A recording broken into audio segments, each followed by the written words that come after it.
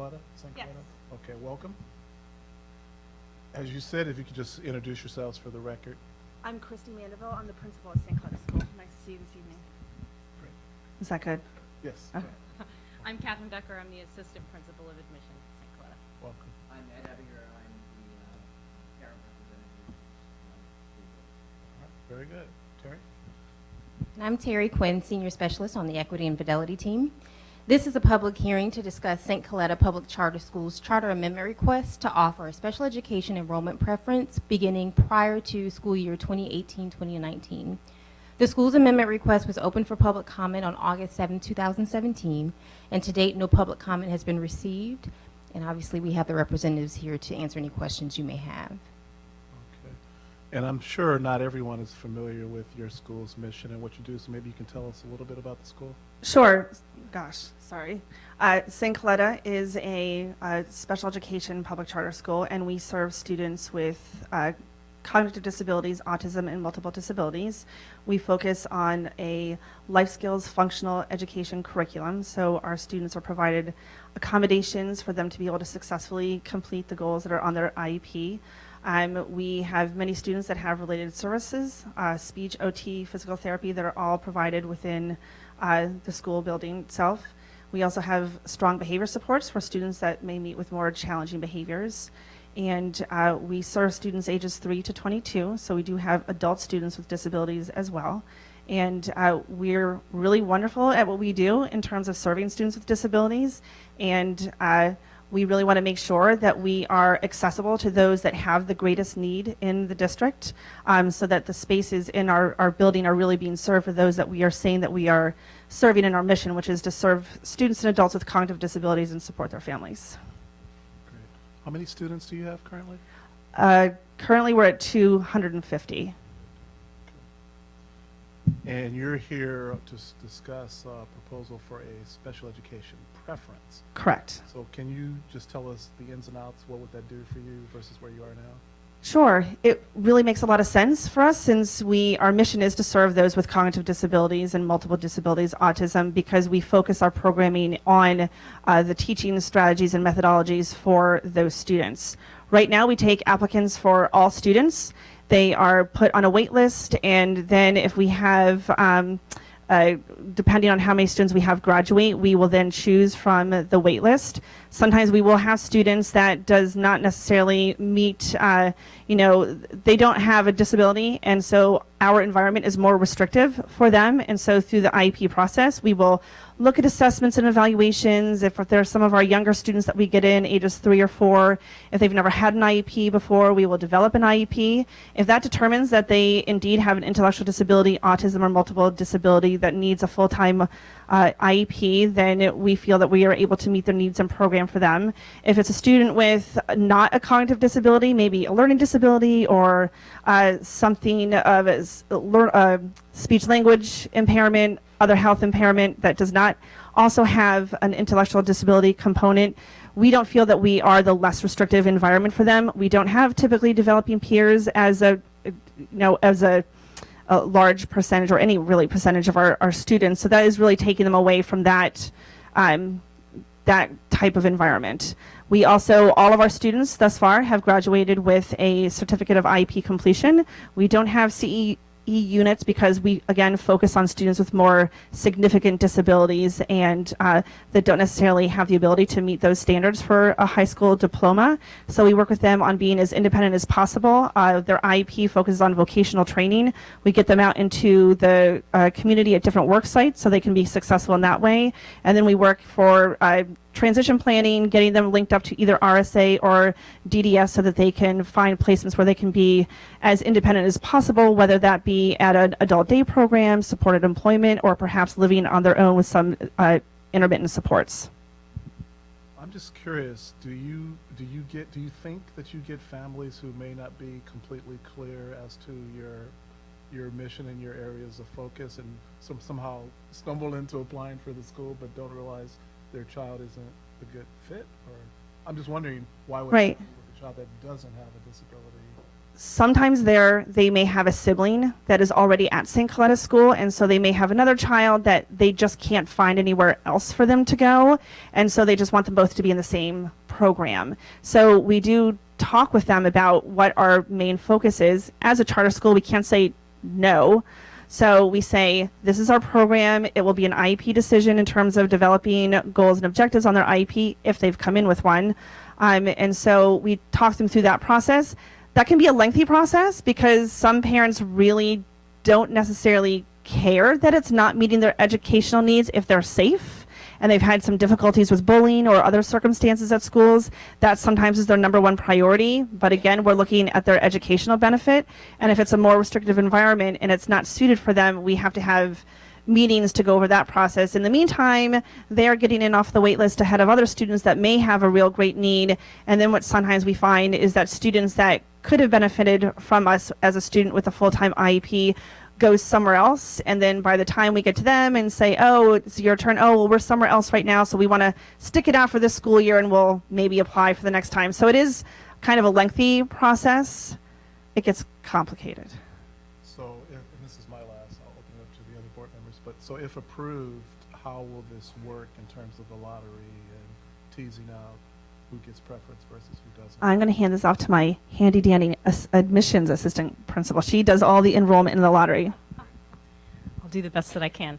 So our plan is to, if we have any students that are siblings and also meeting the criteria for special education preference, meaning they have that full-time IEP, then what we would do is if we have an available number of seats, they would get the seat first, and then we would hold a lottery for any remaining seats among the preference group.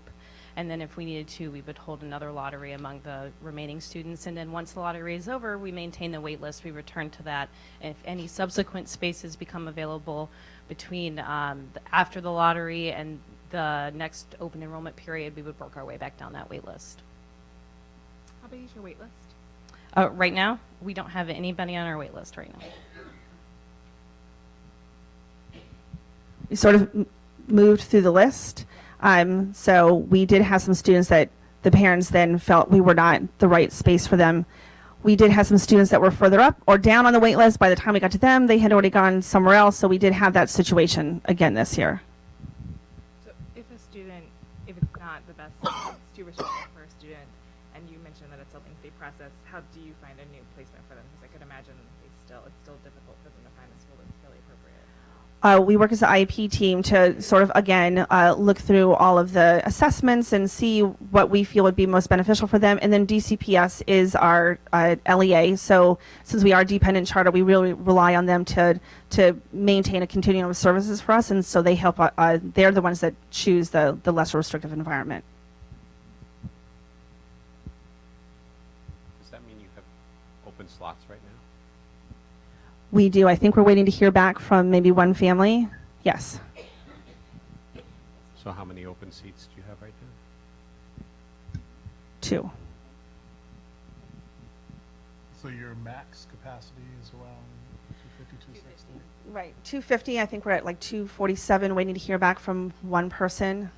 This is a situation where we may have had some potential, students that did have full-time IEPs, but they moved on when they weren't chosen in the lottery and weren't coming off the wait list.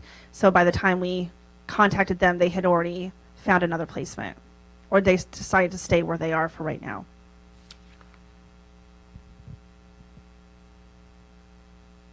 Okay. Have you heard, has there been any response from your community or other families or parents about this potential? No. We haven't heard back from families. That was communicated to them that we were looking into a preference if they had any questions, but they've not said anything. In terms of community members, on our board we do have a community member. We don't have an ANC rep right now, being that we don't really have anyone in our area that votes. I guess it's the jail in us. Okay, understood. Right. Okay, any other comments, questions? And my understanding is we're going to vote on this later on in the meeting. All right, thank you very much. Appreciate you coming out.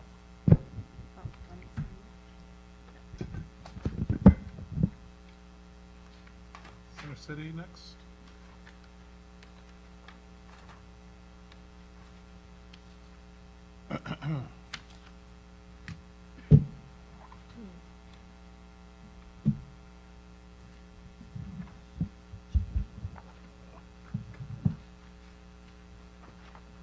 Gentlemen, if you could introduce yourselves for the record, appreciate it.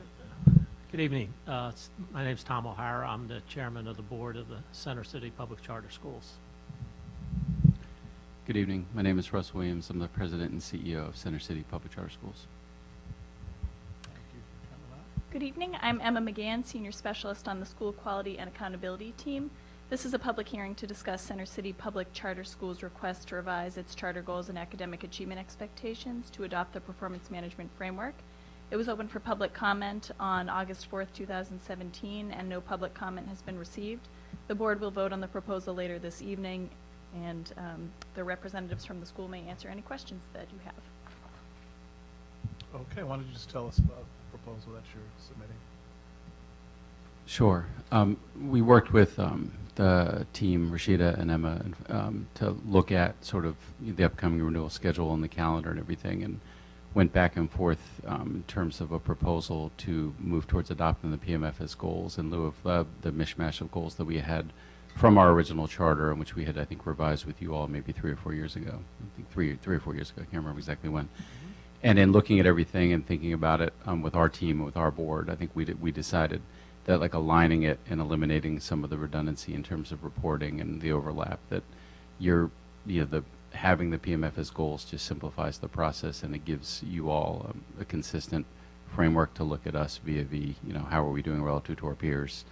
And I think we, as time has gone on, I think some of us who are holding out have more confidence and more understanding, especially with Park now being in the 3rd year, of the underlying data that goes into calculating the PMF. So there's just more confidence in terms of, how the balance and the approach that we're taking to using that as a framework. So I think our board discussed and debated, and management had recommended that we make this move, and I think we were collectively thought this would be a good move, both for us and both for, and I think the PCSB was was easy to work with in that regard, and I think we're recommending that it would be good for all of us all around. So we thought it made a lot of sense.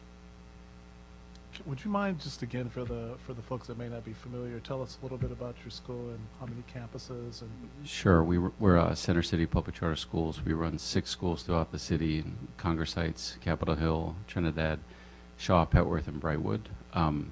And we're small, neighborhood-based schools that focus on character, excellence, and service. I think one of the things that we've been doing the last few years is really focusing on student engagement, enrichment, like bringing the arts back to schools. I think we have found more balance in our schedule. We're much more positive approach to discipline and restorative practices in our environment, and I think we see a lot of improvements in terms of our school climate, our school culture, and our school outcomes. I mean, I think the board's probably familiar, that our on the one thing that everybody wants to look at, the park scores, our schools continue to improve at a pace faster than both the district and the sector as a whole. So we continue to be encouraged by that, but we know that we still have a lot of work to do. So.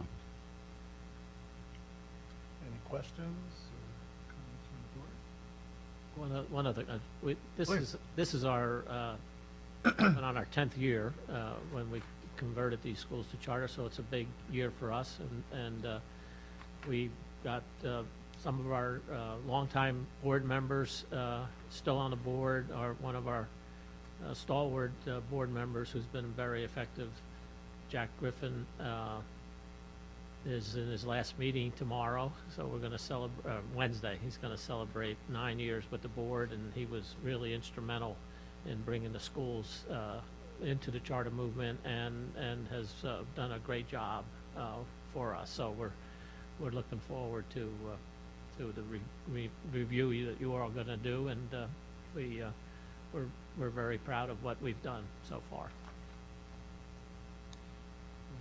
Great. And I want to ask, this is just a point that I noticed, you currently have a goal around community service for the students, and that'll at least formally go away with this shift. Do you intend to move operationally from that aspect of your school? No, I think that's, I remember at Apple Tree, and forgive me for those of you who've not been on the board a long time, but I used to work at Apple Tree for a long time and helped co-found that school. And when we started, this was a pre-K3 and pre-K4 school, and we actually had a goal around art performance. And then we realized, I think after a couple exchanges with the board back then, that there really was no easy way to quantify that. Service is a little easier to quantify, but the fact that it's not like part of the PMF per se, it's still a big part of our program. And I think if anything, we as an organization do more service-oriented projects and have our kids in the community more than we ever have. And we're continuing to make that push to do more, both, service projects in the community at the campus level, but also a couple of school-wide community service projects throughout the course of the year as well. All right. One other comment, I should also do a shout out for Joe Bruno, who was one of our original board members and served us for 9 years. Joe gets around. All right, any other? And just for the record, I will be recusing myself. I have a son that's a happy Center City student, so I don't participate in the vote. Okay, we'll be voting in this issue a little later in the meeting as well, so thank you, gentlemen. All right, thank you. Thank you all. I believe Goodwill is next.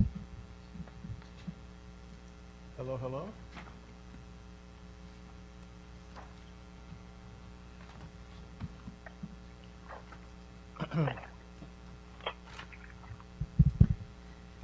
This is a public hearing to discuss revisions to Goodwill Excel Public Charter Schools charter goals and academic achievement expectations, which are also the school's alternative accountability framework measures. The school is proposing revisions to improve business rules and align with their reading and math interventions for students needing intensive academic interventions. The board will vote on this proposal at the October board meeting, and representatives from the school are present to answer any questions you may have. Okay, welcome, ladies. Could you introduce yourself?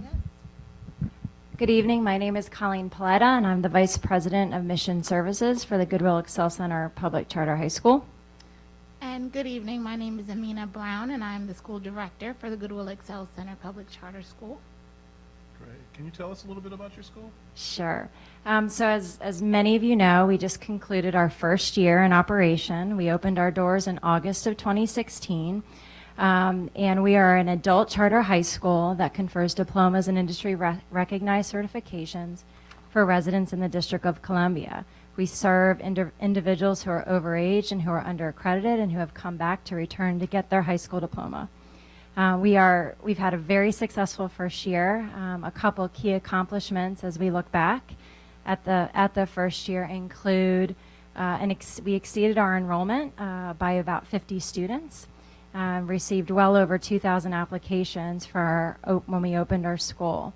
In addition, our first year, we were not anticipating any graduates, and we had our first graduation in July at the museum, celebrating 15 students who are embarking on their post-secondary careers as we speak. In addition, we continue to build our not just engagement with students, but partnerships in the community. We received an $800,000 grant from the Weinberg Foundation to contribute to the overall building and infrastructure of our school, the physical learning environment, and we continue to build our infrastructure around the lessons learned to make sure that we're providing a very rigorous, relevant, and relationship-centric school for the residents of the District of Columbia. Open it up to any questions or comments. If you could just talk to us about, I'm interested in the reading change for your reading goal. It says that you just realized the student population that you were working with lower literacy rates, so how you adjusted that goal to reflect that. Absolutely. So we adjusted that goal a little bit just to so we could address the needs of our students as they came in. So what we were seeing were students who were not only below high school in that they were hovering around 7th and 8th grade level, but students who were significantly low in their literacy skills. And so we saw students at a kindergarten level, at a 1st grade level, at a 2nd grade level.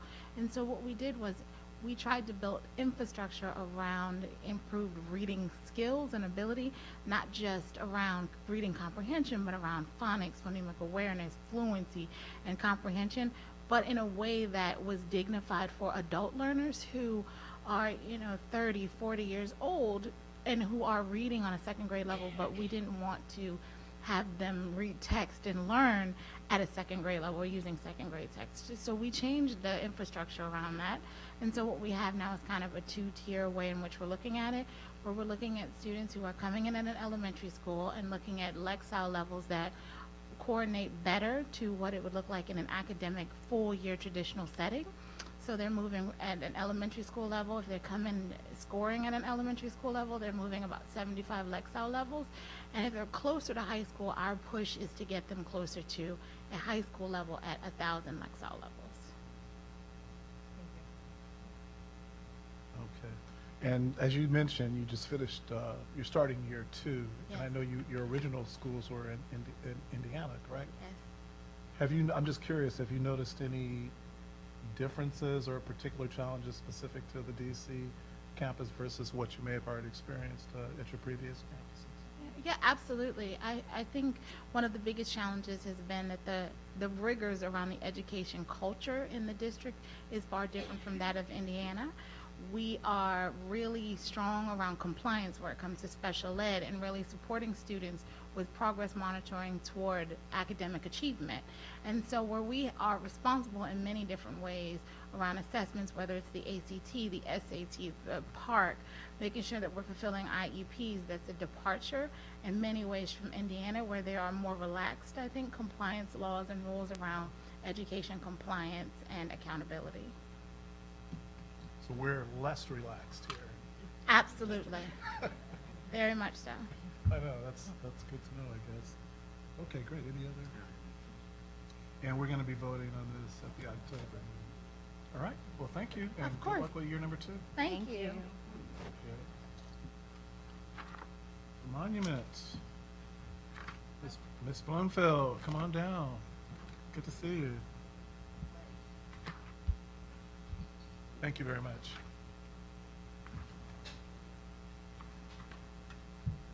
Can you introduce yourself for the record? Hi, I'm Emily Bloomfield. I am CEO of Monument Academy. This is a public hearing to discuss revisions to Monument Academy Public Charter Schools charter goals and academic achievement expectations, which are also the school's alternative accountability framework measures. The school is proposing revisions to clarify how academic growth is measured, to compare results to the charter sector, to ensure the availability of data, define appropriate end sizes, and to revise its discipline goal. The board will vote on this proposal at the October board meeting, and the representative from the school is here to answer any questions you may have.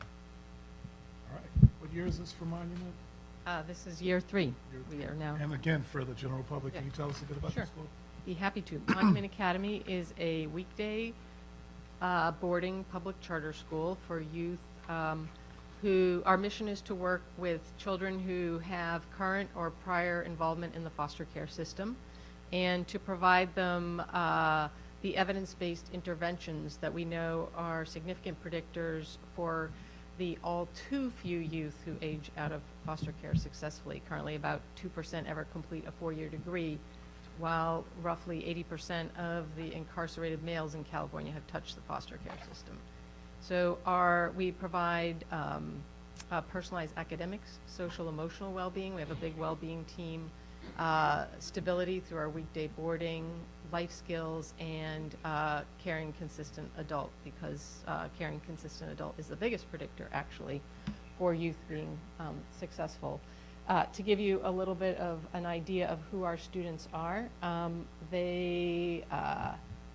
it's sort of in the mid-80s who are classified as at risk.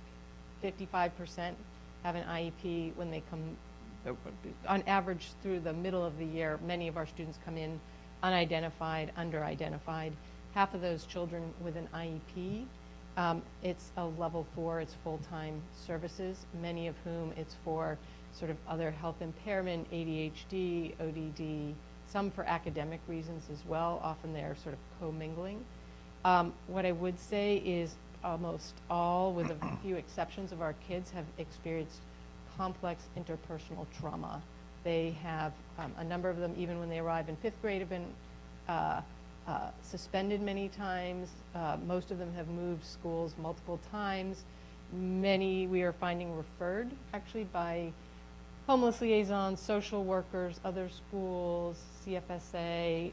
We found that there was overlap of roughly 83% of our students with the CFSA database when we last did a matching. And that's just for DC. We don't know about other jurisdictions. And I think it's fair to say the mental health needs are significant. And I'm happy to talk more about sort of some real gaps that we see in terms of the way IDEA works and what its intention is, and how mental health services really don't work for kids in the district as it currently stands. I will say we had 3 children in our first year go to non-public placement. 2 have come back this year. 1 really because mom withdrew him from residential. They weren't necessarily proposing that. He is in our school. The other one, I mean, in both cases they were struggling, but the other one sort of ended his time, and he's with us as well. We had 2 others go to non-public last year. So is the current year 5th and 6th graders? 5th, 6th, 7th. 5th, 6th, and 7th.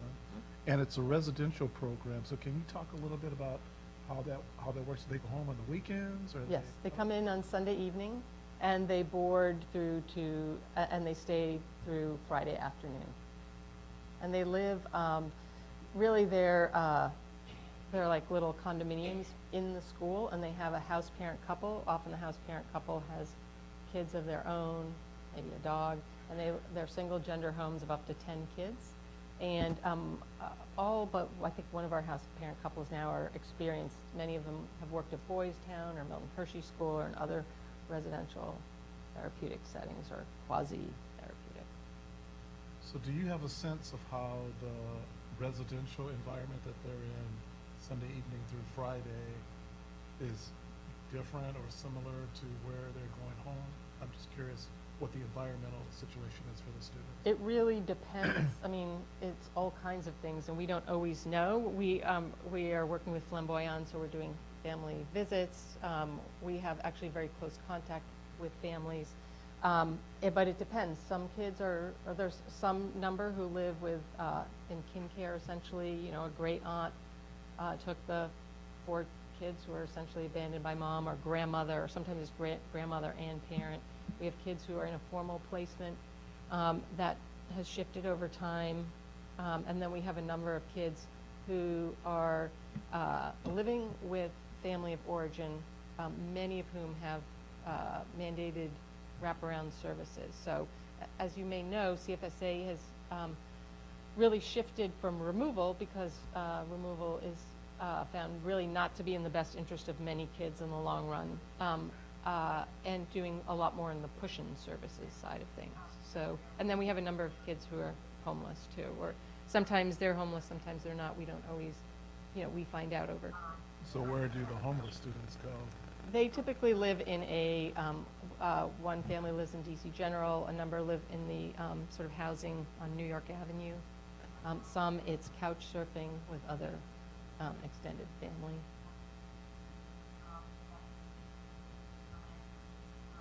Thank you.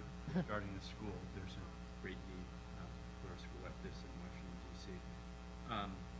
You're just starting your 3rd year, and you opened the school with the intention of serving particularly vulnerable young people. What have been your biggest surprises over the first couple of years? I think the both the extent of the mental health needs, and then the as I say, there's really a gap, especially as we learn more about other states. So many of our kids have been in psychiatric hospitalization. They go in for several days or a week. They come out. Their family may be in crisis. They may be in crisis. That's kind of, it's that, or going to like some kind of therapeutic or non-public setting. I would say in our first year, 2 of our 3 children who ultimately went to non-public had no IEP when they came through. They are in grade level. And again, the IEP is really meant to identify something that's impairing educational access and improvement. There is no diagnosis for complex trauma, interpersonal trauma. So we have kids who are triggered by things in the environment, by other kids. Many of them have challenging, responses. And at the beginning of the year in particular, we see a lot of challenging behavior because there are new kids and old kids, and there's a lack of trust. There's not really relationship with adults.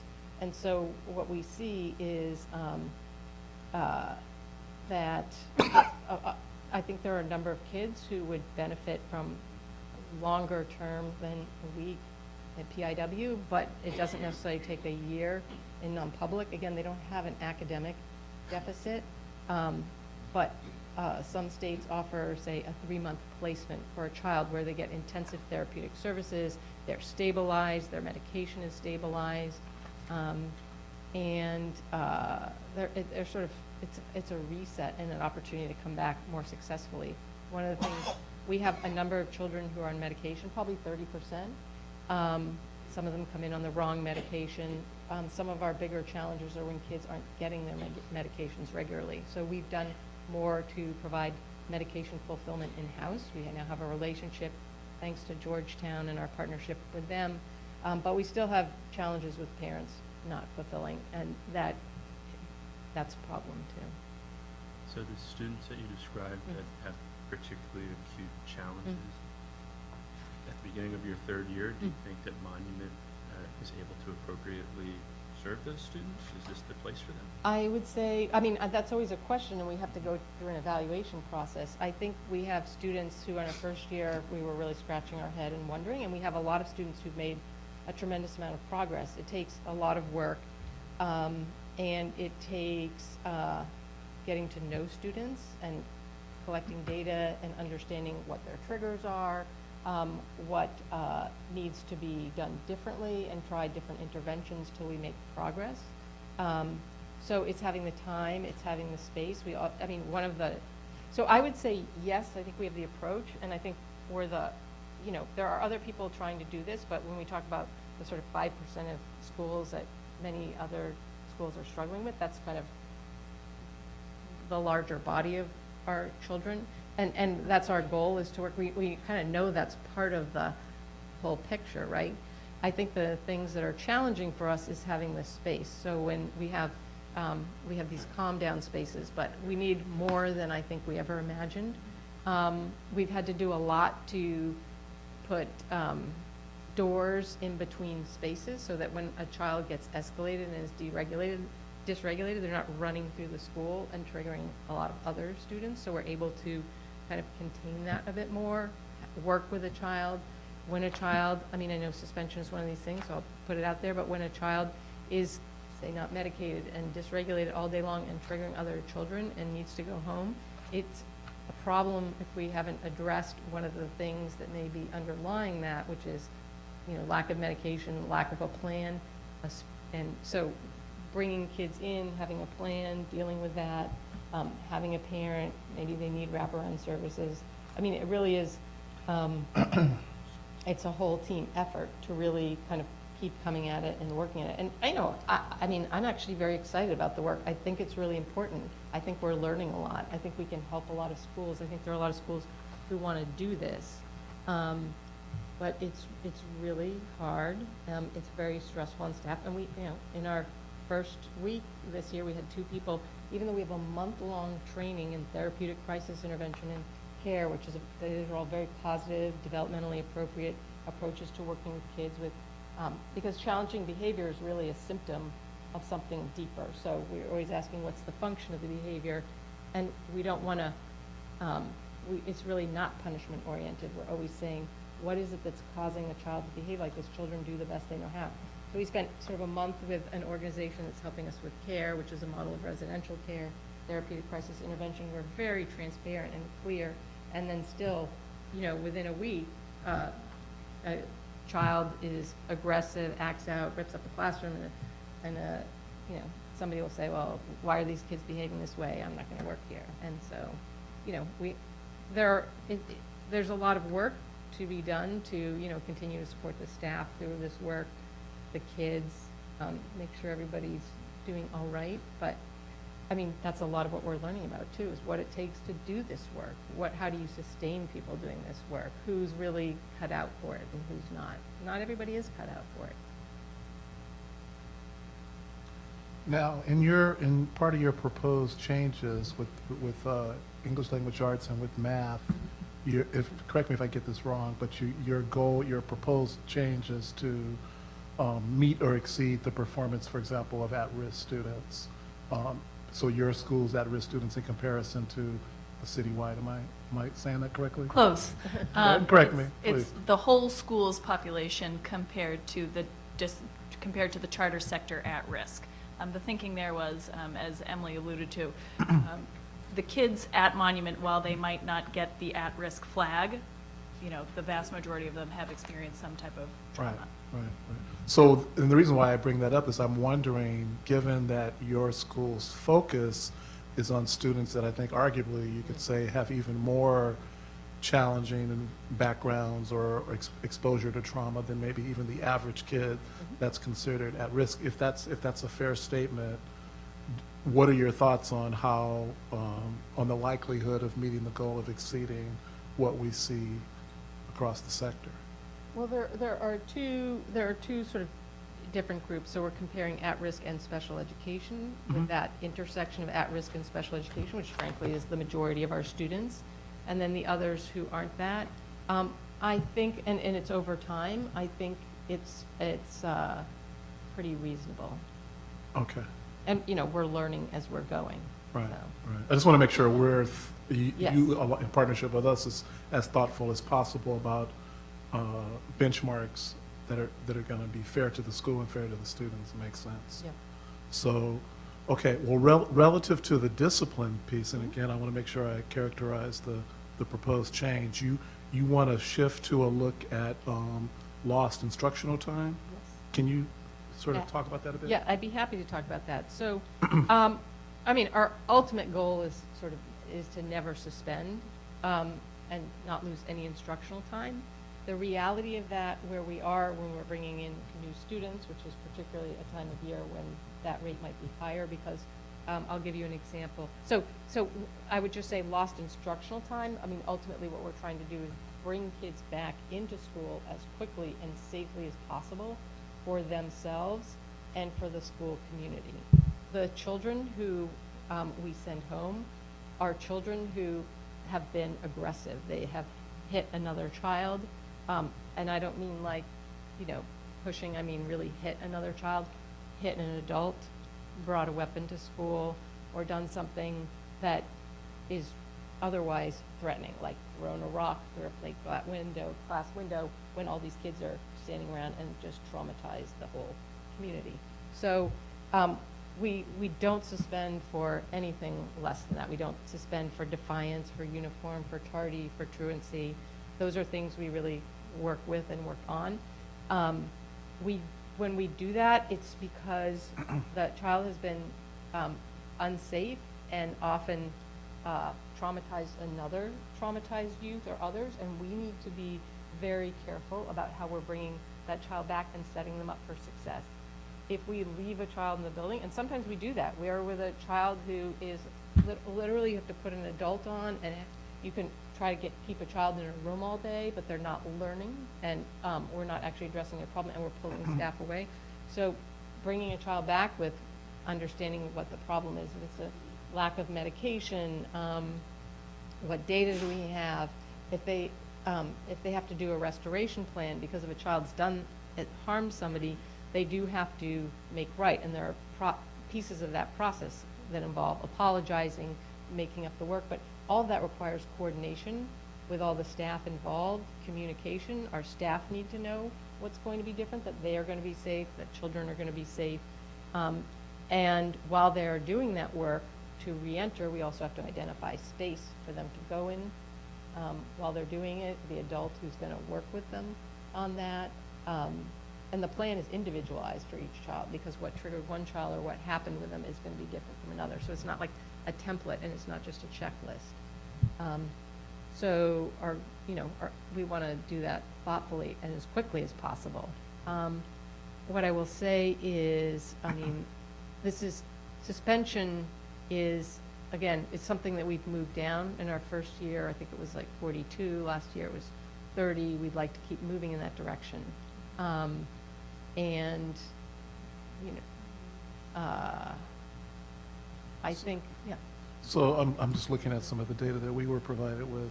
So for alternative schools as a whole here in DC last year, the average rate of suspension was right around 8%, so 7.9. And as you said, yours was approaching 30. I think it was 27. So that's over 3 times the rate of suspensions. Is that more than you anticipated? Oh, definitely. went I mean, I into think, I will just say, I thought we were, now that I look back on it, I think we were pretty audacious in that goal. Right now, there are no alternative middle schools. There has been no baseline data. And I think the other thing, is that these are students who are often, so we don't have comparators. I think these are students who typically disappear between middle and high school. They disappear into incarceration, they disappear into non-public. I mean, I think we're doing quite a lot to prevent more kids from going to non-public. The kids we are seeing are students that, I mean, I see their principals, it's like, how's it going? Oh, I love that child, but you know, it's like they didn't come with an IEP. They are in crisis. Father was just incarcerated. They're not getting medications. It does feel like, you know, there's a lot of work to attend to start to meet those needs and wrap around. And I think we've made a lot of progress. I think there are still going to be some kids who need to go to non-public. I think ideally some kids would have like a 3-month or 4-month more intensive therapeutic offering. Do you think that the suspensions, how does that complement or not complement the therapeutic services that you're providing as part of your program? Because a concern I would have is if you're taking a child that's already been exposed to trauma, and because of their trauma-influenced behavior, removing them from the classroom or from the school, is that sort of pouring gasoline on the situation, or how does that support them? It depends on the child, and often it's a second best solution. I mean, we're talking about children. I mean, we work and we de-escalate a child, but there's also the trauma that the kids around them have experienced, or the adults. And so when I say it's the second best, we have families who say, why is that child here? We haven't expelled any children.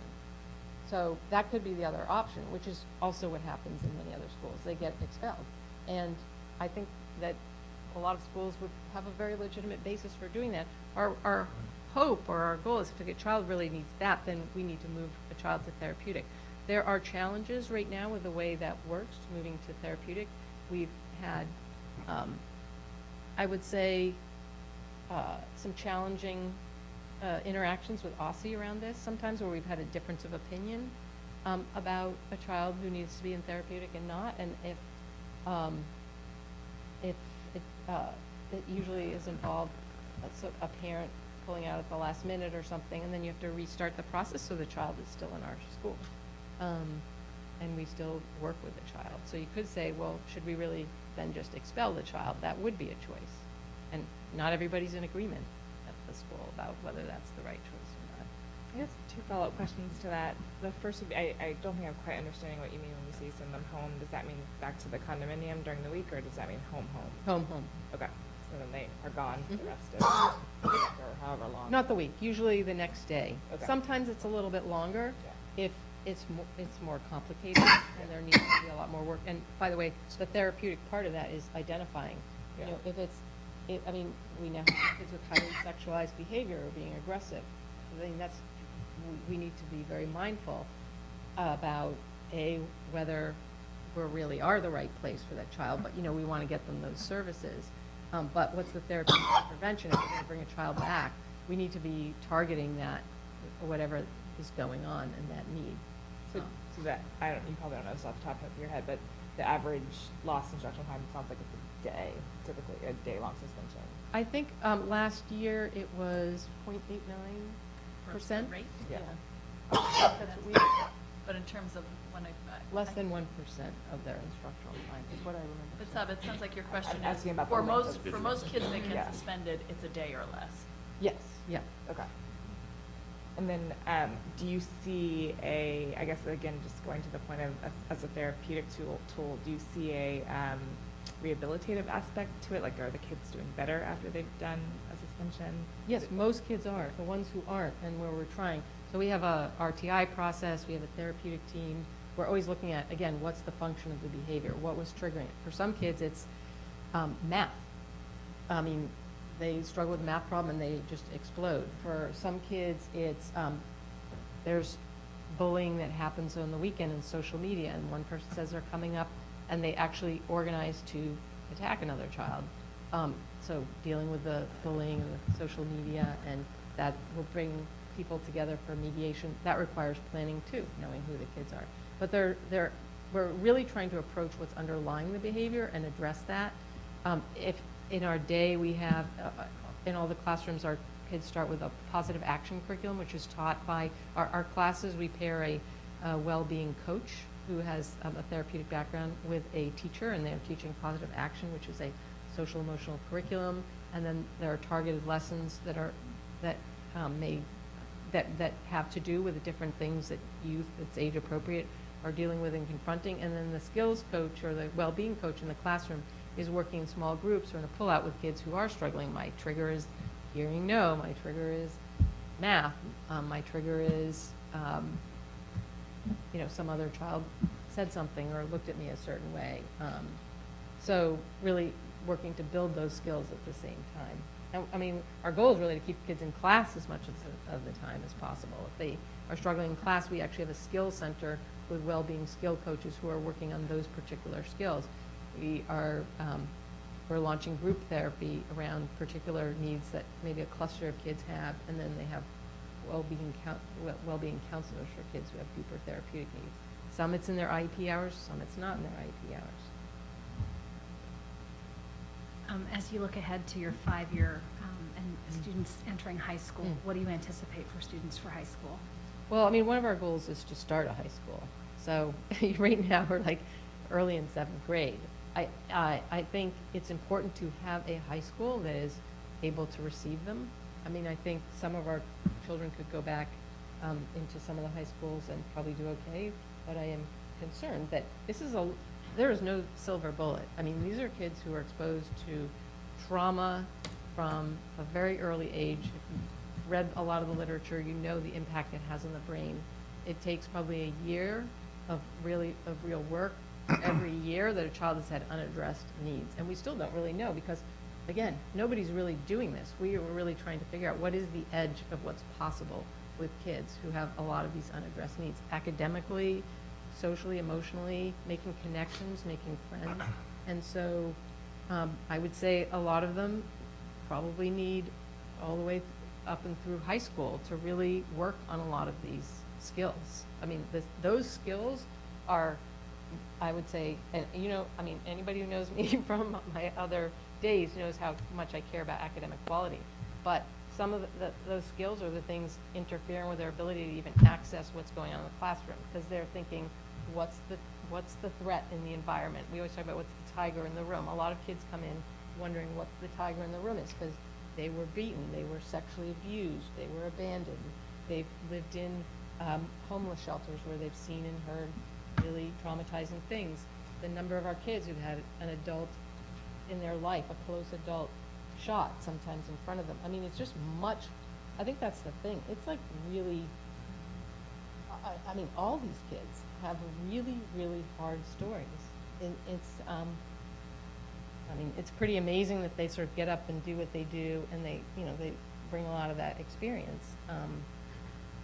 And I understand why people don't do it, that's for sure, as much as they may want to. It's really hard to kind of keep working through that, because when kids come, you can really see the change in affect and as they learn to trust, but building relationships is the first part, and sometimes part of building relationship is kids showing you everything they have because they're used to being rejected, and so you're going to see it all, and then you have to sit with that and bring them back and keep working on it.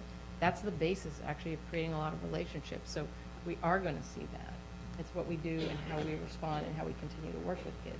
And again, just because they've done that doesn't mean that it's the last time that it's going to happen. It's going to be an ongoing effort. So I know that was a long way of answering your question, but I think high school is an important part of the trajectory.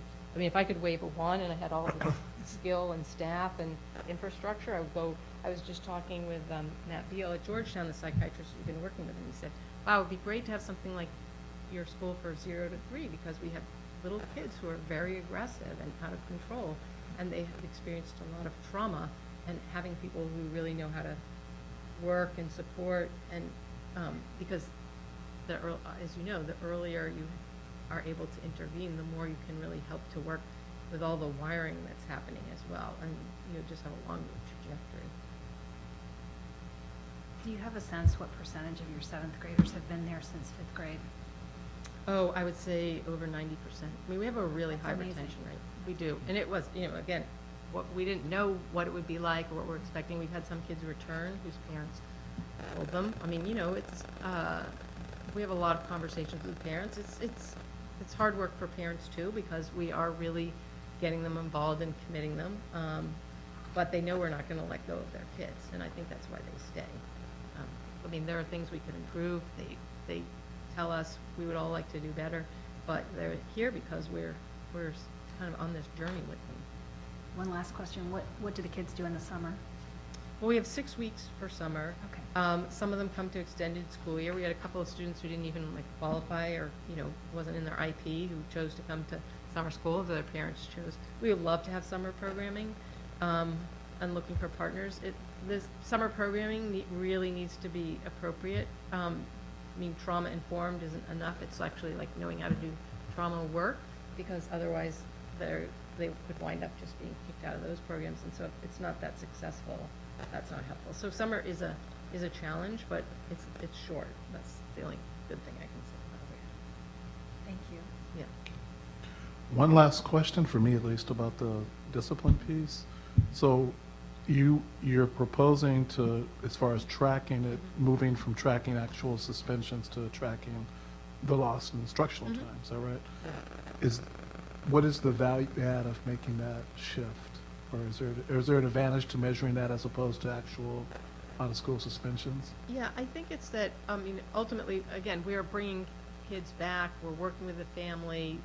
I would look at suspension as almost, as an opportunity for a reset. And so what we really want to do is at least maintain academic instruction and progress on all these dimensions. So our goal, what we want, is to get kids back. We have internal goals around suspension too. So it's not like, oh, this is fine, but we feel like that's sort of ultimately, it's really important that they continue to receive their academic instruction, that we're not sending them out for 11-day suspensions, and even where we've had longer, what it looks like over 11 days or for a few kids. One of them, I can tell you, the school that he was at before suspended him 50% of his school year. So it's not good enough, but it's a heck of a lot better, and he's got some really significant triggers, and when he blows up, it's just, it's not trivial. So we need time, but even though Mom never comes to school, she's a huge partner and very supportive. So it's not like we're breaking ties with families and all the other things that often happen when kids are suspended. Any other? And Emma, we're voting on this at the October meeting as well? All right, thank you, Ms. Bloomfield. Yep, thank you.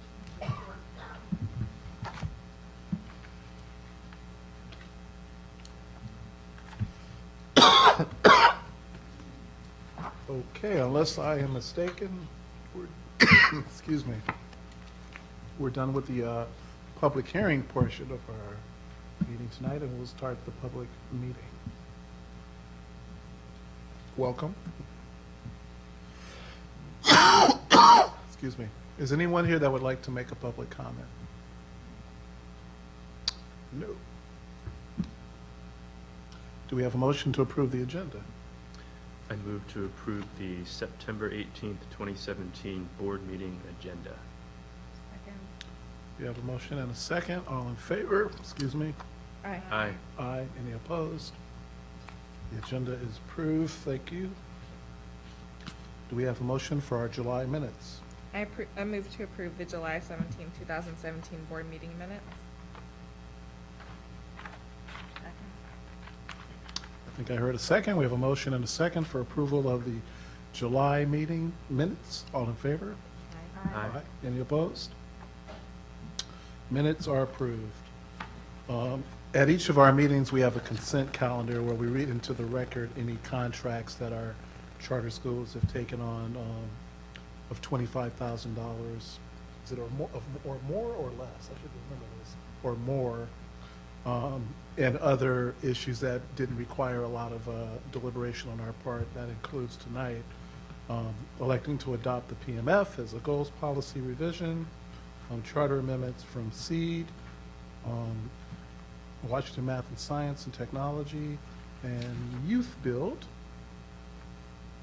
So we're going to have two motions. The first is, well, I'll invite a board member to make a motion. I move to read into record the administrative contracts over $25,000 and approve the revisions to the elect to adopt the PMF as goals policy. All right, we have a motion. Do we have a second? Second. We have a motion and a second. This is reading in the record the contracts over $25,000 and revisions to the elect to adopt the PMF as goals policy. All in favor? Aye. Aye. Aye. Any opposed? That is passed. And the second motion, as I said earlier, were amendments, goals amendments for SEED, WMST, and Youth Build Public Charter Schools, as well as updates to policies, various policies for Bridges, City Arts and Prep, Early Childhood Academy, Hope Community Public Charter School, Paul Public Charter School, and Richard Wright Public Charter School. Do we have a motion?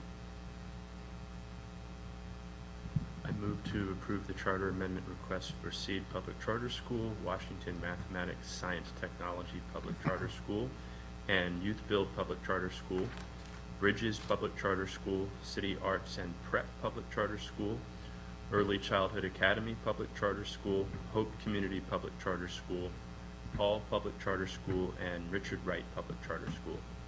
Thank you. Do we have a second? Second. Okay, all in favor of approving the motion? Aye. Any opposed? The motion passes. Next up, Mohammed Bashiri. Come on up, please. Thank you.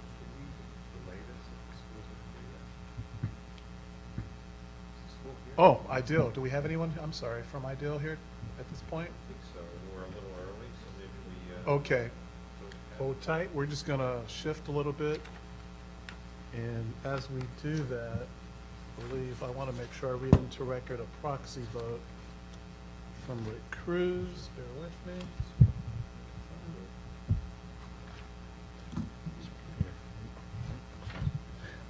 I know I had it.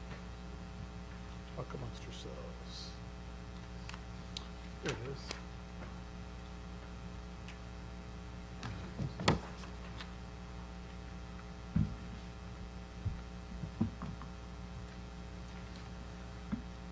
Okay, just backtracking a little bit, one of our members isn't here tonight, but he did vote to approve the agenda, the minutes, and both motions of the consent calendar.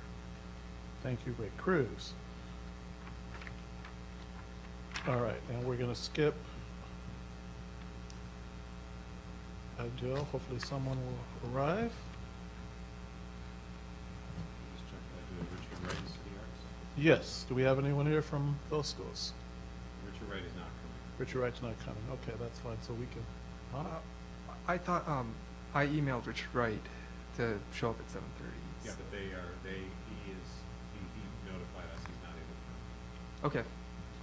okay, you just want to read the, Am I wrong? Oh, I thought. okay, we'll get this straightened out. This is our deputy director, Naomi.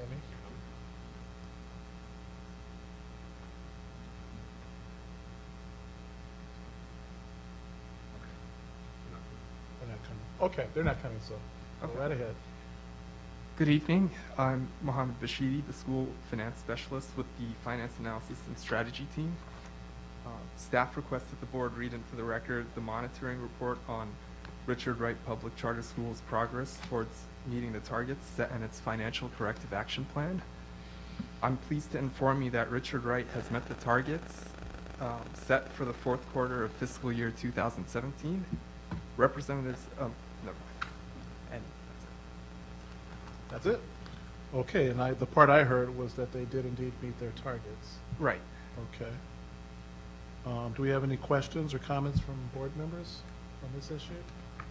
All right, I'll just say congratulations to Dr. Clark. I know this was an important issue to him. It sounds like they're making progress. And this is just reading into the record, so no vote is needed, correct? Right, correct. All right, fantastic. Moving on. City Arts and Prep, are we expecting? Come on down, folks.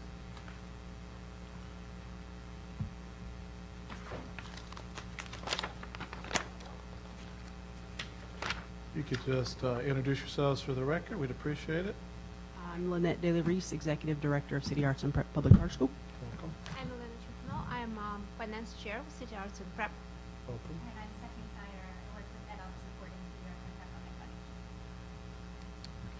Funding. Staff requests that the board vote to release City Arts and Prep Public Charter School from the commitment to maintain positive cash flow from operations pursuant to its corrective action plan dated July 17, 2014. This vote will allow City Arts to spend more money in the pursuit of academic improvement. And the representatives from the school are here to answer any questions. Yes. You just want to give us a little more detail on how you got to this decision?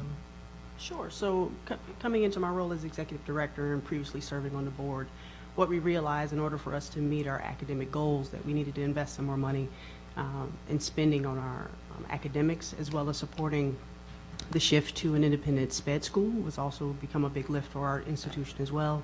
And then thinking about how are we supporting our most challenged populations in our building. And so it was important to seek that lifting of those sanctions, considering how we've been good fiduciary stewards over the school for the last 3 years. And thought it important as we come into our renewal that we make that investment in our academic program so that we continue on this growth trajectory that we've been on.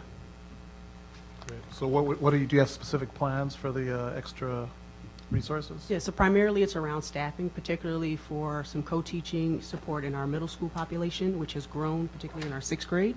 So to reduce our student-to-teacher ratio there, also looking at our behavioral specialist support school-wide, and then the other piece is supporting our early childhood program and making sure we have instructional aides in all of our pre-K3, pre-K4, and kindergarten classrooms, which is really important because they're the largest populations of students that we serve.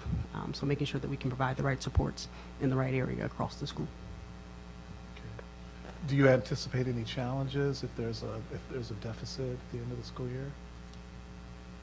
Clarify for me, what do you mean by challenge? I'm just saying if you go from a positive cash flow to a negative cash flow, do you anticipate any particular challenges related to that? Well, there's always going to be some challenge. I think for us, it's really how do we sustain that staffing and support and making sure we're being thoughtful about other investments across our school programming and thinking thoughtfully about that and thinking on a more long-term sustainable plan for this work, because the positions that we're seeking support for are positions that we need to move the school. And so I don't think in our staffing is where we have to think about those things. It really has to be across some other expenses and operating cost.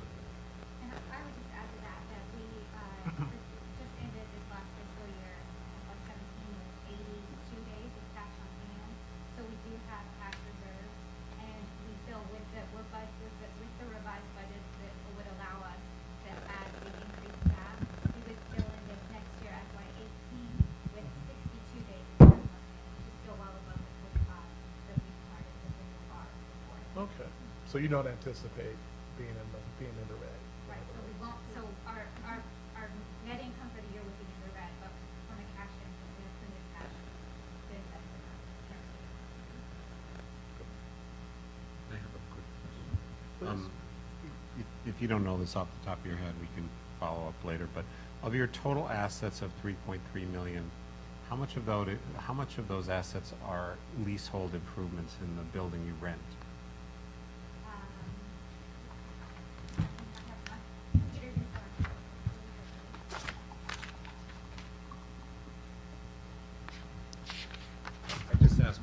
leasehold improvements are a particular kind of asset in that it is money you spent, but you can't really ever access that for cash if something happened, because it's in a building that you rent, so I was just curious how much. So we have actually amortized the majority of our leasehold improvements. So, without being able to do the full math here, we've got, 3.8 million that we had originally, that we had spent on leasehold improvements, and of that, we have depreciated 3.4. Oh, so just 400,000. So of the 3.3 million of assets, I guess about 2.9 are assets that are not leasehold improvements. Which way that Right. says. That's good. Thank you.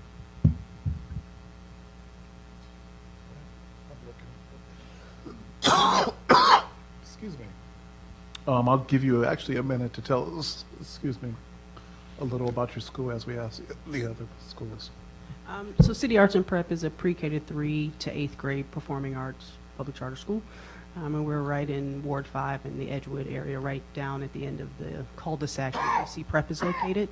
And so we really focus on, beyond the academics, of the 5 disciplines of the arts: theater, visual, dance, music, and vocal, across all grades. So as soon as a student comes into our school, they receive strong academic instruction as well as our arts programming as well. All right. Thank you. Any other comments? We will entertain a motion. I move to approve releasing City Arts and Prep Public Charter School from its commitment to maintain positive cash flow from operations pursuant to its corrective action plan dated July 17th, 2014. We have a motion and a second. All in favor? Aye. Aye.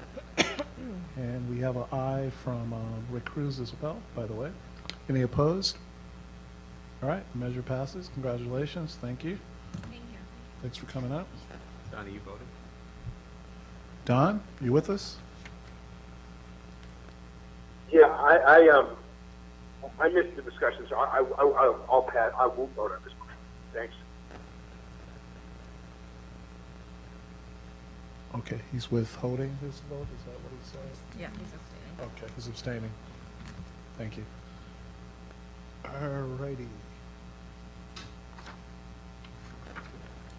We're motoring along.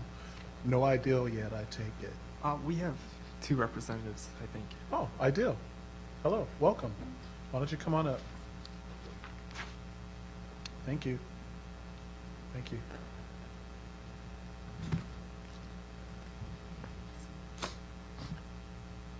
Thanks for coming out. You, both of you could introduce yourselves for the record. I'm Zuela Evans, business manager. I'm Andrea Shorter, the outside accountant. Sorry. Staff requests that the board vote to cite Ideal Academy Public Charter School for an instance of fiscal mismanagement for missing the June 2017 targets it set in its financial corrective action plan. Should you vote to approve this request, this will be the school's 3rd citation for an instance of fiscal mismanagement, and the representatives from the school are here to answer questions. Okay, is there any more details about the citation that you want to tell us about? Well, I guess I thought it was the second one, since it's the second one is this year's. Are you speaking of the one from last year?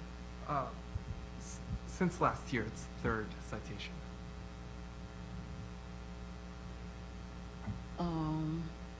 Well, It says here, if this is helpful, the first was in March 2016, the second was in June 2017, so that was, what, 3 months ago? no, right, so I understand. I knew the first one was March of last year, 2016. So I thought it was 3 consecutive one in the same year.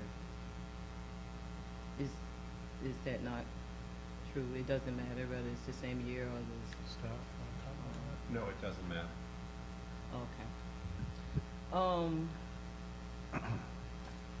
For June, that just ended, so I know we did not meet all of those, but the audit that is going to be due for June will be in December.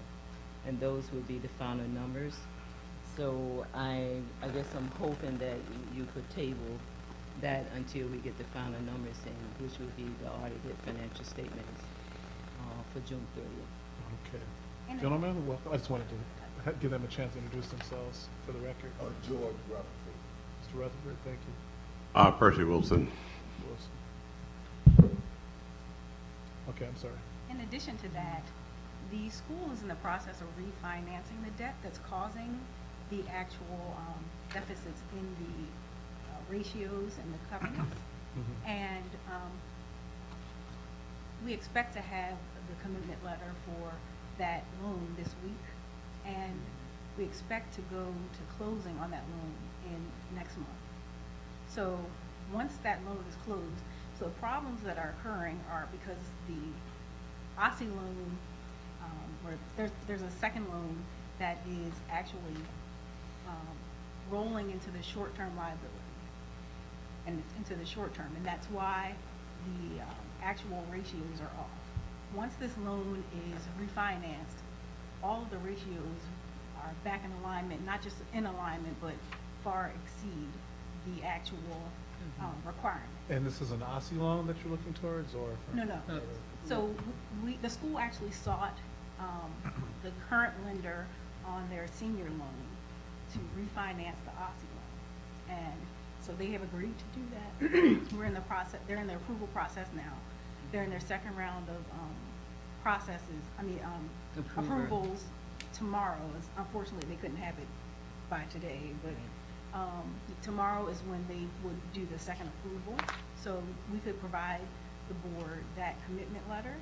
And again, once that loan is refinanced, the school would far exceed the requirements. I mean, so much so that the requirements for, let's just say, cash on hand are 30 days, and we go, the school would end up being well above that in the 40, 50-day range, and as well as all the other requirements. So your expectation is, say, by our next board meeting in October, this will be resolved? Yes, absolutely. And there wouldn't even need to be a corrective action plan at that point. Is our staff done the same predictions? Are we able to? Can you repeat the question? I just wondered if our staff has done the same predictions as to if this loan is refinanced, whether the targets would be met. There's something to say maybe about modifying the FCAP in the future, but if they refinance the debt, that will put the school in a better fiscal situation. They would meet some, but not all of the targets. There's a question on the table, if they refinance, about whether it makes sense to revise the targets.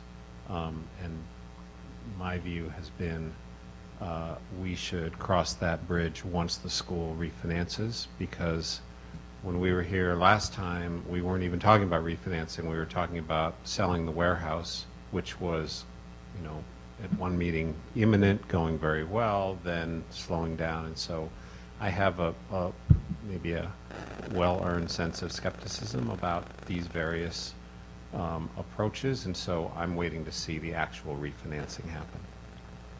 But we actually called a meeting with Mr. Pearson about 2 weeks ago to inform him of the refinancing through Premier Bank, because we wanted to give him heads up as to the direction that we was going in.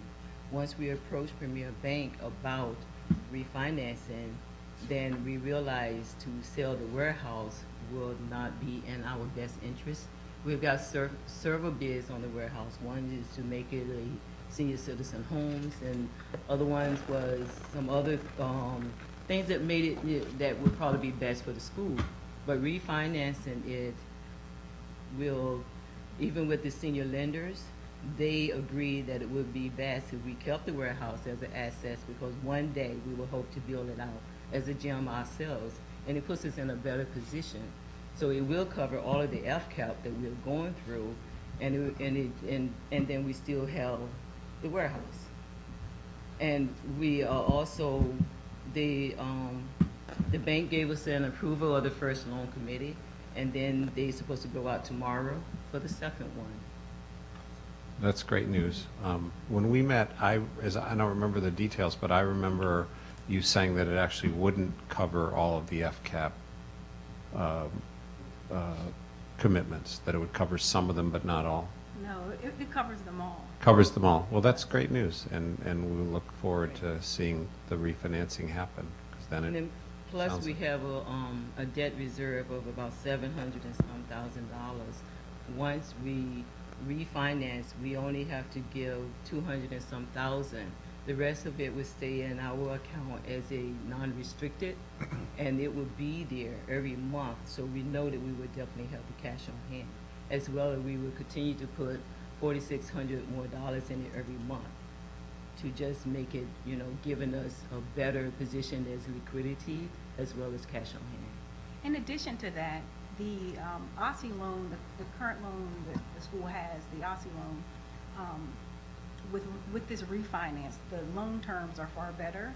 So again, the school is able to put away additional money monthly, a substantial amount difference. I think the number is close to like 15,000. That's good news. Steve? So just, I think it's a question for staff, but I just want to be clear that if this loan comes through, then we can revisit the FCAP and see that these conditions are met. Is that correct? Well, I guess, it might also to add to that question, if this loan comes through, they would meet their 9/30/17 targets. What I hear the school saying today is a little different than what I heard 2 weeks ago. What I hear the school saying today is that if they refinance the loan, they will meet all of their 9/30 FCAP targets. Is that true? The loan won't be refinanced until towards the end of October. So because of that, the 9/30 FCAP targets will not be met. But unfortunately, a few weeks later, Everything would be met. But just, here's what I want to be clear about. If this refinancing comes through, there is no harm in moving forward with the motion today that cites them for fiscal mismanagement. We can come revisit this again if a loan comes through and these targets are met. I want to just be clear that that's the case. That's the case. Okay. Can I just ask a question? Sure. Because I know that if you cite us for 3 times, that you can't come and start revocation on the school. Would that not be the case? What this memo said, the law says that the board must revoke a charter in the case of a pattern of fiscal mismanagement. It does not define what a pattern is. That's up to us to define. And what we have said in this memo is that if the school defaults on its OSSI loan in January, that will have culminated this pattern and lead us, and then would lead us to a revocation. And we don't anticipate recommending that prior to the due date of the OSSI loan. Okay, thank you. So I guess my only comment would be, obviously, it's quite important to keep in communications with our staff to let us know the status of the refinancing loan that you're seeking. So Yes. it sounds like, what, any day or any week now? Is that where you are with Yes. that? So, yeah. We're just so- waiting through the process. So we'd be able to, again, revisit this at our very next meeting with more information. Yeah. Is that accurate? When is your next meeting? October 24th. The 24th of October. Okay. I'm sorry, the 23rd of October. So I'm not exactly sure, we don't have a date yet, but it's somewhere towards the end of October that the school would be going through the refinance process. Okay, So okay. the 23rd, I'm not exactly sure if that Right. date would be met for the refi. Right, but certainly before we get to the end of the year. Correct, absolutely. We would know yea or nay on this Absolutely. refinance. Okay. Any other questions? I think we're ready for a vote if we have a motion. I move to cite Ideal Academy Public Charter School for an instance of fiscal mismanagement for missing all 5 of the June 30th, 2017 targets in its financial corrective action plan. We have a motion, do we have a second? Second. We have a motion and a second. All in favor? Aye. Aye. Don, did you want to vote on this? I think Don's dropped off. We lost Don. Okay, and Rick Cruz, our absent member, votes by proxy to approve. So the motion does pass, and we'll certainly look forward to hearing from you as soon as you have more information. Okay? Thank you. Thank you. Appreciate you. Great. We are marching along ahead of schedule, efficient as can be. Terry, you coming up? Thanks, George. Thank you. All right, the return of St. Coletta. Staff recommends that the board approve St. Coletta Public Charter Schools charter amendment request to offer a special education enrollment preference beginning prior to school year 2018-2019. This item was open for public comment from August 7, 2017 until this evening, and we did not receive any public comment. Also, a public hearing for this matter occurred earlier this evening. Once again, we have the staff here if you have any lingering questions. Okay, do we have any questions we didn't cover during the public hearing? I do not as well. And so we've broken this up into 3 motions, and we'll cover the first one and vote on each. Anyone want to state a motion? I move to approve the charter agreement amendment request of St. Coletta Public Charter School to offer special education enrollment preference and approve DC PCSB board chair to sign the charter agreement amendment on behalf of the board. Second. We have a motion and a second. All in favor? Aye. Aye. Any opposed? Excuse me. Goodness. Rick Cruz also votes in the affirmative, so that motion passes. Congratulations. Motion 2. I move to approve the charter agreement amendment request of Cesar Chavez Public Charter School for Public Policy to adopt the newly revised. We haven't addressed that yet. No, Oh, this is I'm only sorry. for St. Coletta. Oh, I'm sorry, and that's my Yes. mistake. I Sorry. teed up 3 motions with 3 different schools. Yeah. Congratulations, St. Coletta. Sorry about that, Steve. That's my fault. Set me up. I did. You went right down the rabbit hole. Okay. Bait, Is it yeah. Cesar Chavez? I'm gonna let somebody else do this. I just saw 3 motions and thought they were all from one school. Thank you, ladies.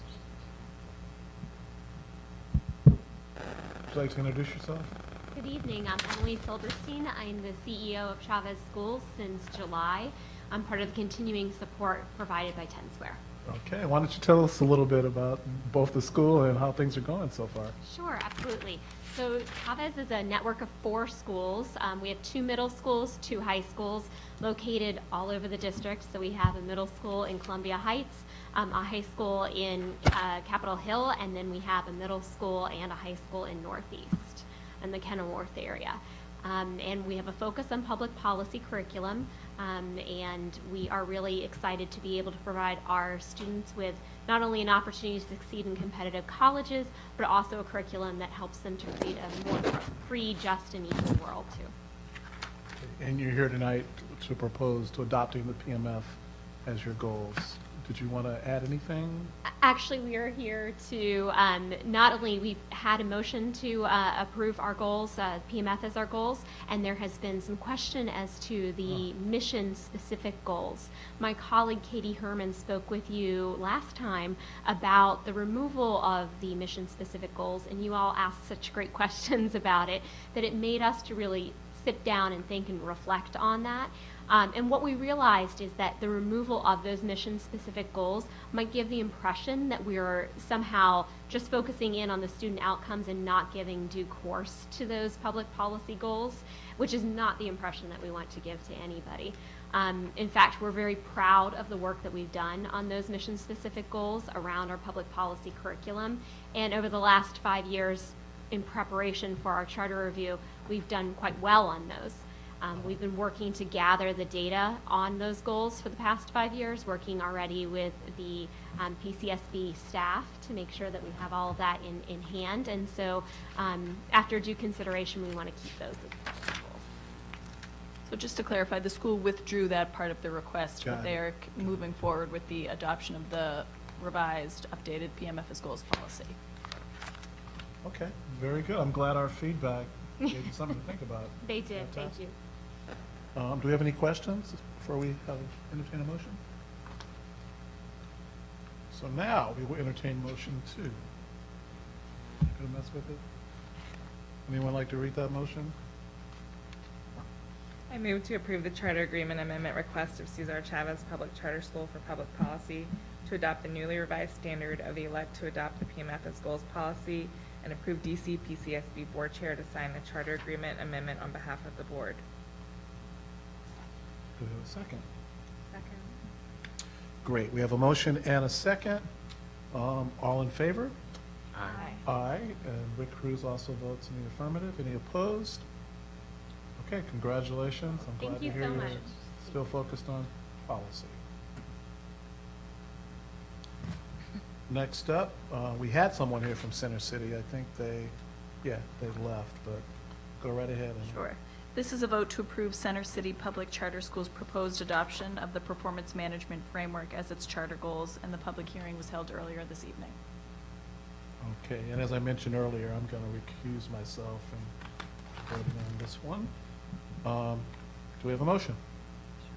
I move to approve the charter agreement amendment request of Center City Public Charter School to adopt the pre-K through 8 PMF as its goals and student achievement expectations, to approve DC PCSB board chair to sign the charter agreement amendment on behalf of the board.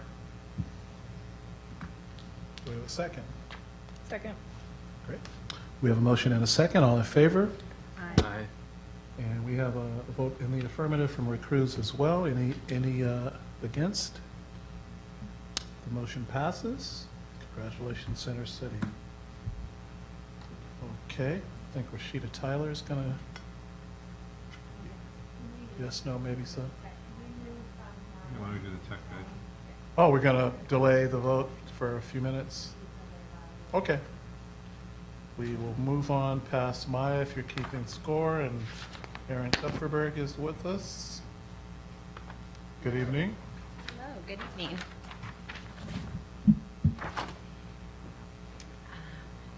Thank you.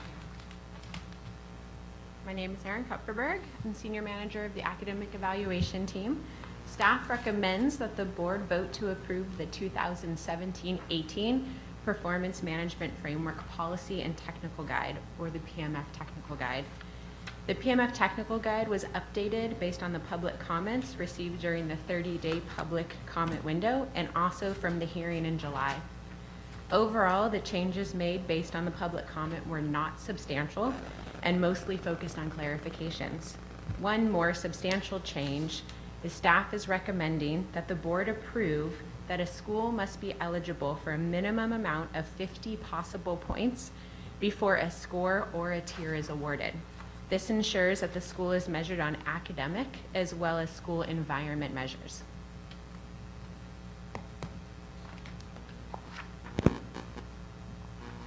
And have you may have already mentioned this, but have you heard any particular or any at all pushback or concerns from our schools or from others in the community about these guidelines?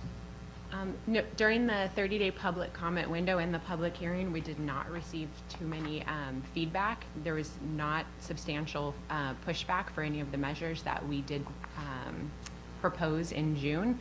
And again, all of those measures proposed were discussed thoroughly with the task forces all through spring.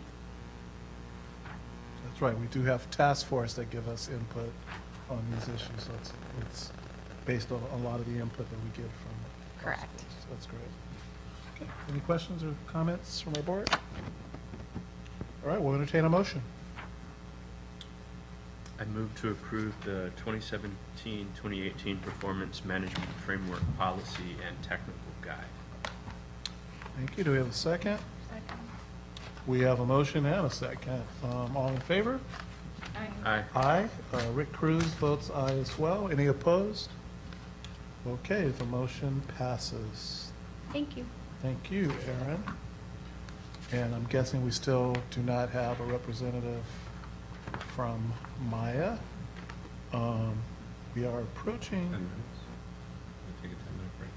Sure. Since we're approaching the end of the meeting, we're running out of business to cover. We're going to take a brief 10-minute break. Don't leave your computers if you're watching the stream, and we'll come back and hopefully someone from Maya will be here. 10 minutes.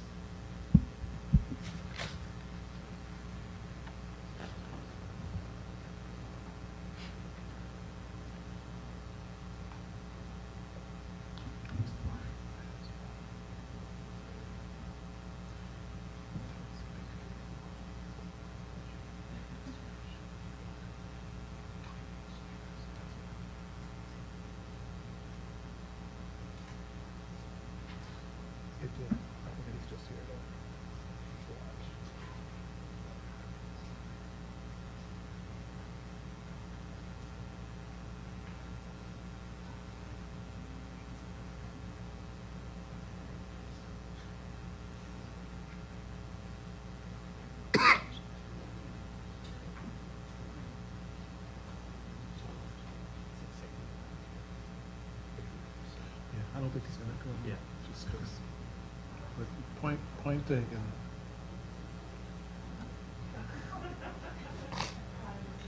Got 10 minutes.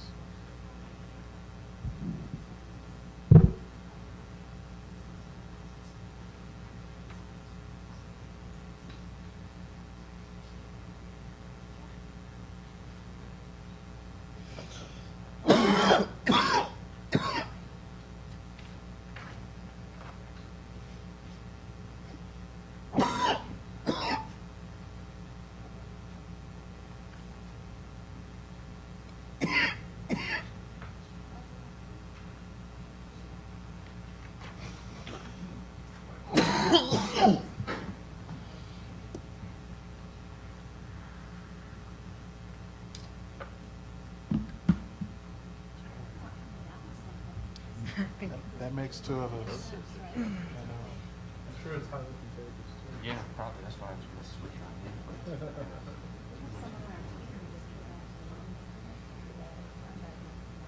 You're not making me feel better.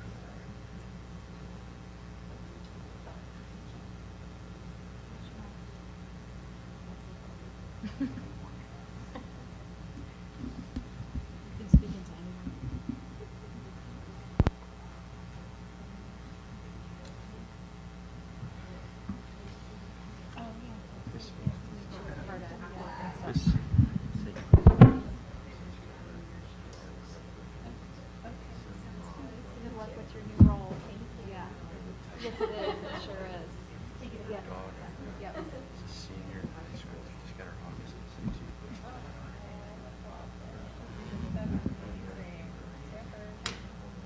You know what's funny?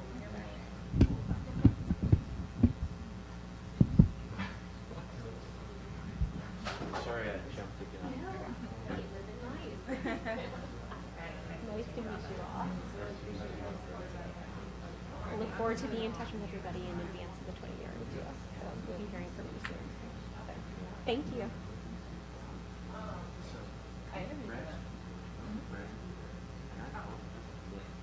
Before you get out of there. So she's like, it's too far. I'm like, I'm trying to tell her it is the best combination. You ever talk to her? She's not going to go. I try to say, everyone's like superstar. We won an Emmy last night. Are you one of the lead actor? Oh, really? Wow. That just makes me so happy. She can sing. Yeah. She private school? No, we're kidding. It's called West Potomac. So it's public high school. All the 18 boys. Yeah. Yeah.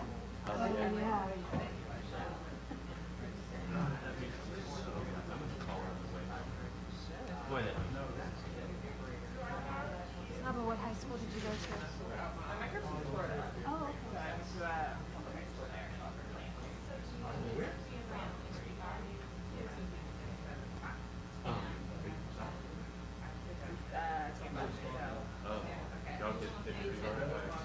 My mom was okay. She evacuated, but our house was okay. It's one of those places I didn't know they weren't. She got hit by Charlie, so I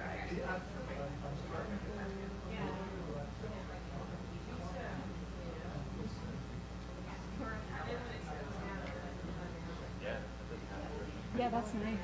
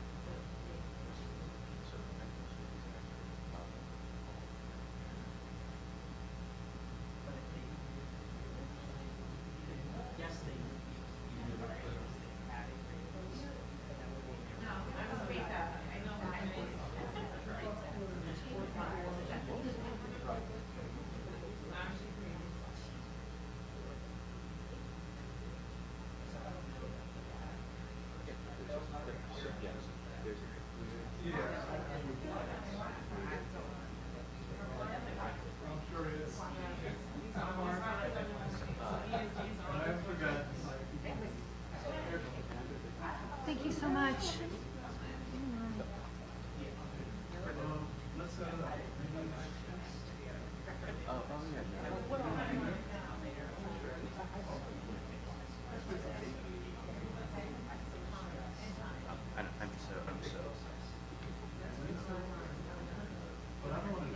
How are you, Scott?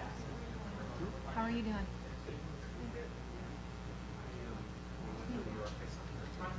Oh, how was it? Yeah.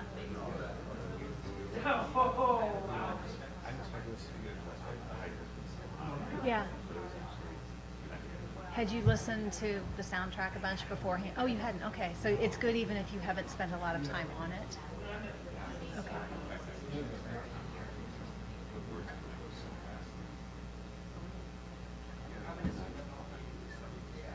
Yeah.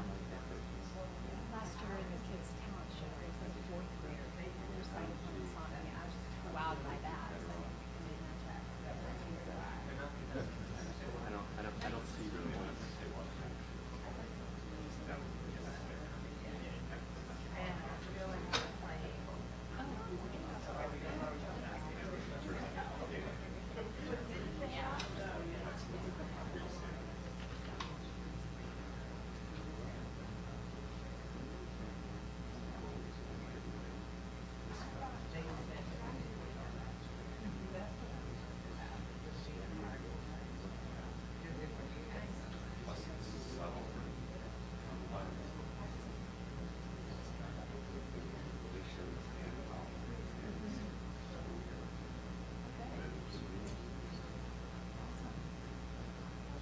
do you go up to shows in New York often?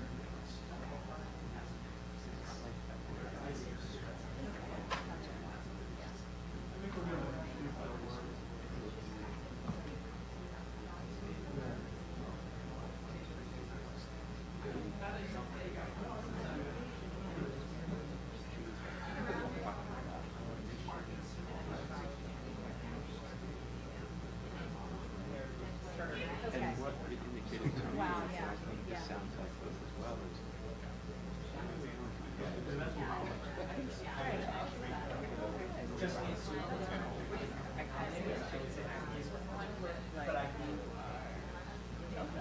Kind of getting back to all the back to school stuff is going well. but again, what I'm saying is what she's I'm asked still us spending a lot of to do, time on it. which is just a change in the mechanism.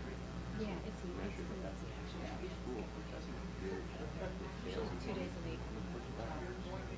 They are. They are. Oh, haven't you? Yeah, you do have to have a reason, kind of.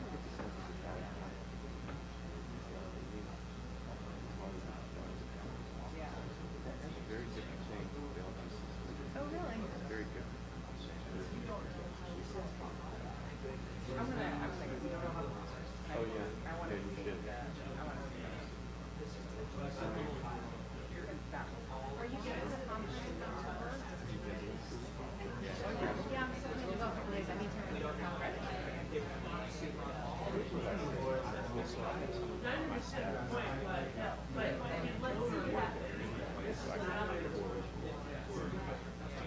I spent a lot of time, so I find it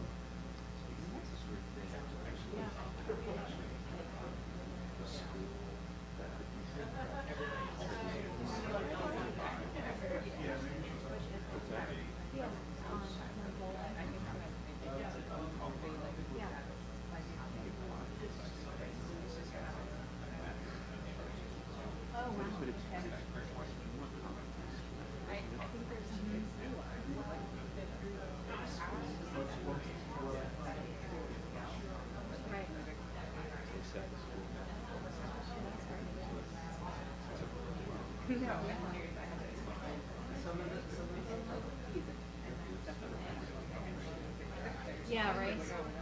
I've actually never been to Phoenix. Yeah.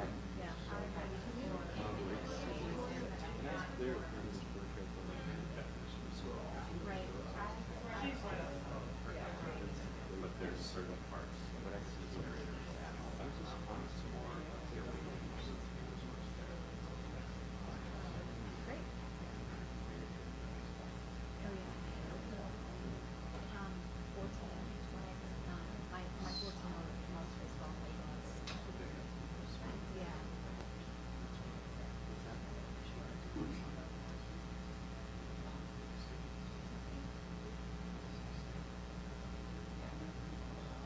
Yeah.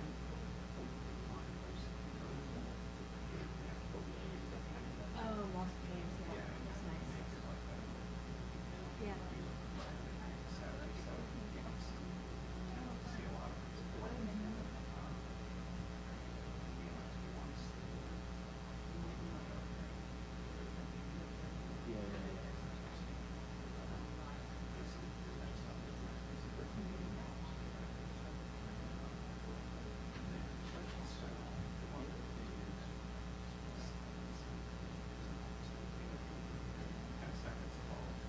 Oh, wow. We still have like a backpack full of baseball. Oh, that's a good memory.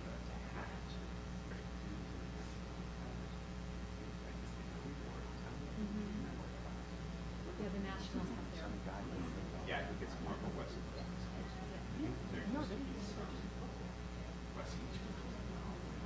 Oh, really?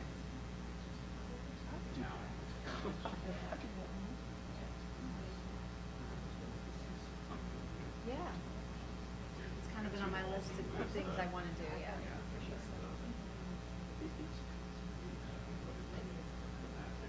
Yeah, that and just the time, right? They get the food and everything.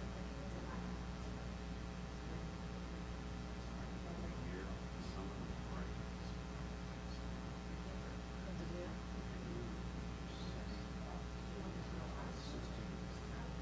Oh, wow.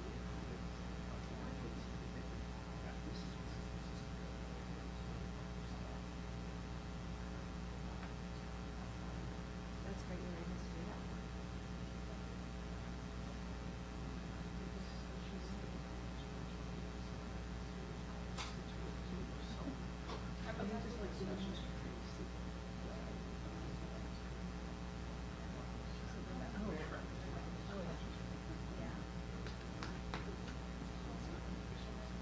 Oh, excellent. Do you have something picked out already? Yeah. It's like a road trip there or like fly fishing. It's supposed to be great too.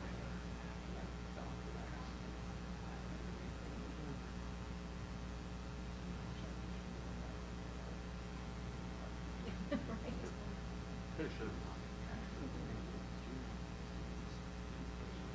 It looks like it.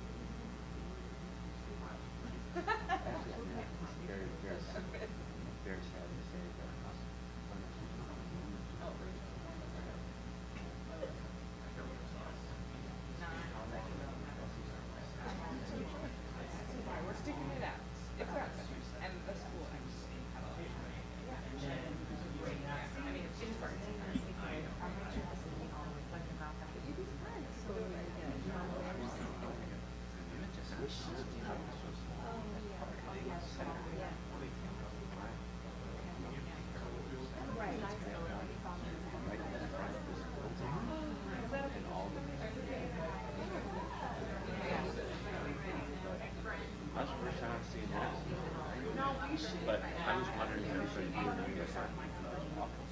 Yeah, totally terrible. Tell us. What phone was Don dialed into? Was he on that backpack?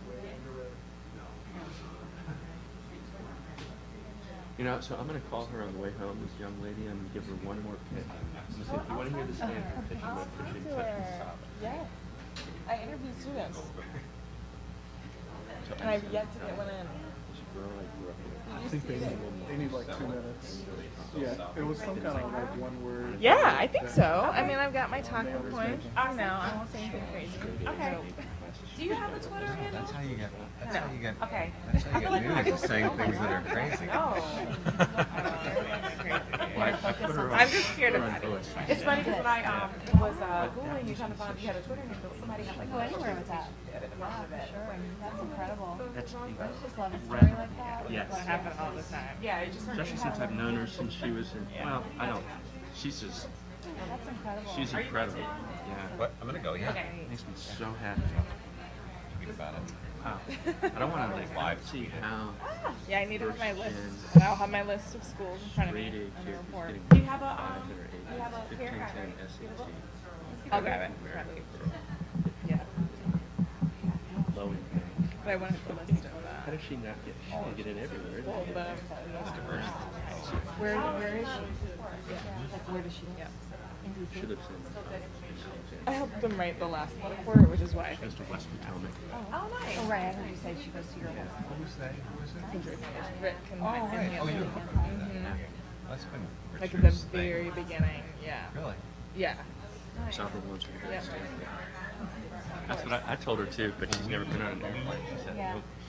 We had like a private briefing with our girls. So happy. I'm telling everybody. This girl I grew up She with, sent it to them. the daughter has always said she was Yeah. And that was when he said and I've always been the like, suspension discipline findings thing. were different. Like, Yeah. we started seeing she's it. better. I said, Right. But anecdotally, Oh my God. I feel intimidated now. My Right. daughter's, That's but awesome. she might have them for me. They just came out tonight. She just. I do like the, I do want to What are we make the talking point about tonight when I get on? Zip code lottery, I love that idea. With that score?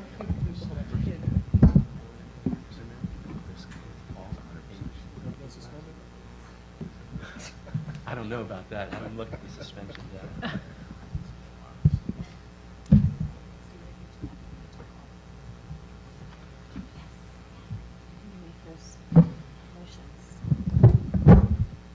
Are we back? We vote to adjourn. Not yet. We did not.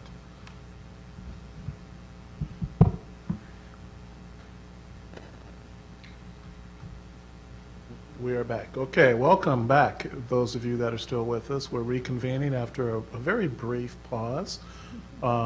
Thank you, and Rashida Tyler is here, as well as a representative from Maya. Can you introduce yourself for the record, please? Hi, I'm Heather Waddington. I'm the Chief Executive Officer. Thank you for coming out, Heather. We appreciate it. Rashida? Hi. This is a vote to approve a charter agreement amendment for Maya Angelou Public Charter School to include clarity around business rules for each of its charter goals for their upcoming 20-year review and their future 25-year and 30-year reviews. We've been in negotiations about this with the school for a few months, and the amendment has undergone minor revisions since it was posted publicly on Friday. We agreed to one change earlier today and just agreed to a second change just now about the denominator for one of the goals related to progress, and just add a little specificity about the denominator for the writing goal specifically for the high school. Love to answer any questions that you have. Okay, fantastic. And as you said, we did have a somewhat lengthy process, so it's good to see that the process works as well as it does. Do we have any questions from our board members on this topic? I'll invite you to tell us a little bit about your school for the folks out there that aren't familiar with Maya. Sure. Maya Angelou Public Charter School. We are 20 years old. We were incorporated to serve at-risk youth in the district. of which we have a high school, serves alternative youth, as well as an adult learning center for students aged 17 to 24 who've dropped out of high school or who want to come back for workforce credentials. So we have a number of programs for them in our Young Adult Learning Center. So, Okay, and how many students do you serve? so we serve about 350. Okay, fantastic.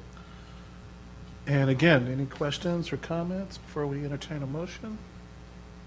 We appreciate your engagement in the whole process as we got to this point.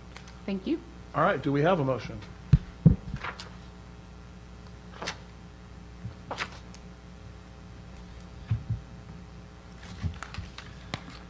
I move to approve the charter agreement amendment to include the business rules for each of the school's goals and student academic achievement expectations, and approve DC PCSB board chair to sign the charter agreement amendment on behalf of the board.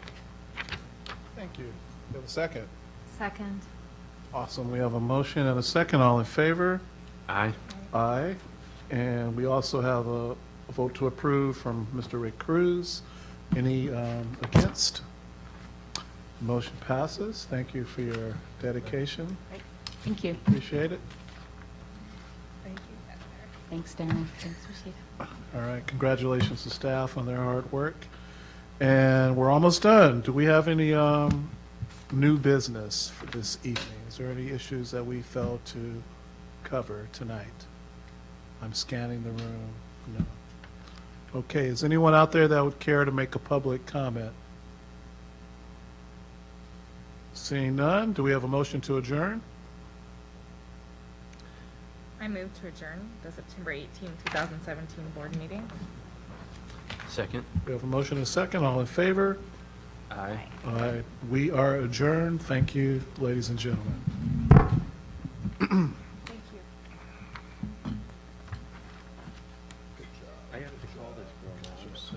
That's amazing. 15:10.